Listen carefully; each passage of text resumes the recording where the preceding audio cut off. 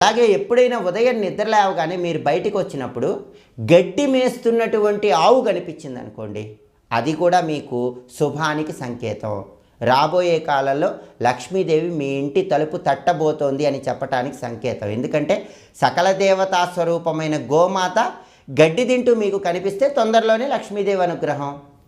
కొబ్బరికాయ అంటే శివుడికి ఎంతో ప్రీతిపాత్రం. ఉదయం నిద్ర లేవగానే అది కనిపించిందంటే తొందరలోనే మీకు అదృష్టం పడుతుందని అర్థం.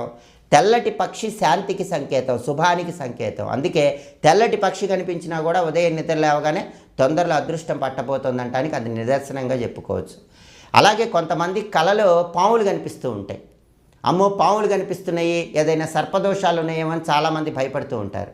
అయితే కలలో ఎలాంటి పాము కనిపించింది, ఆ పాము ఎలా కనిపించింది అనే దాన్ని బట్టి కూడా మనకు తొందరలో రాజయోగం పట్టబోతుందా, సర్పదోషం ఉందా అనే విషయం తెలుసుకోవచ్చు. ఎప్పుడైనా కలలో శ్వేత